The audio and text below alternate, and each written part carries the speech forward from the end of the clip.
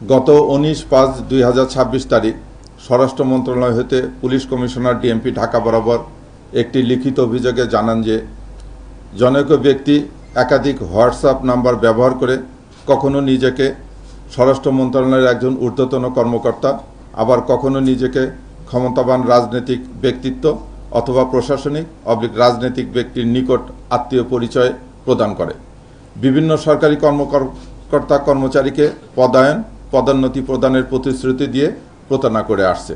এছাড়া এই প্রতারক চক্র বিভিন্ন সাধারণ ও রাজনৈতিক ব্যক্তিবর্গের নিকট গুরুত্বপূর্ণ কমিটি ও পদে পদায়নের প্রতিশ্রুতি প্রদান করে জনগণকেও প্রতারিত করছে। উক্ত অভিযোগের প্রেক্ষিতে ডিবি সাইবার স্পেশাল ক্রাইম এর একটি দল গোপন অনুসন্ধান শুরু করে। অনুসন্ধানের ভিত্তিতে উক্ত ব্যক্তিকে শনাক্তপূর্বক গত 20/5/2026 তারিখ 21:35 ঘটিকায় এম আনিসুর রহমান শান্তকে ঢাকা মহানগর বসুন্ধরা টিস্যু অশুদ্ধতার বিরুদ্ধে এক বিন্দুও ছাড় নয়।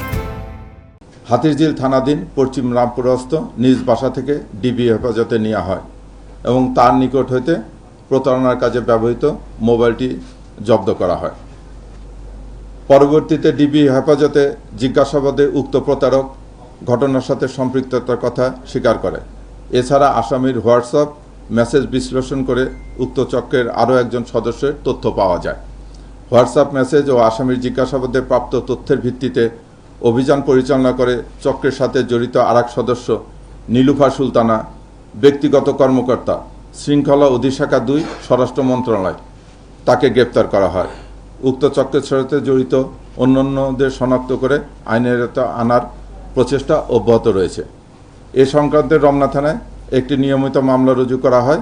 মামলা নম্বর 28 তারিখ 21/5/2026, ধারা 420, 406/34।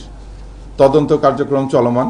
তদন্তে অন্যদের জড়িত থাকার বিষয়ে যথাযথ কঠোর আইনগত ব্যবস্থা গ্রহণ করা হবে।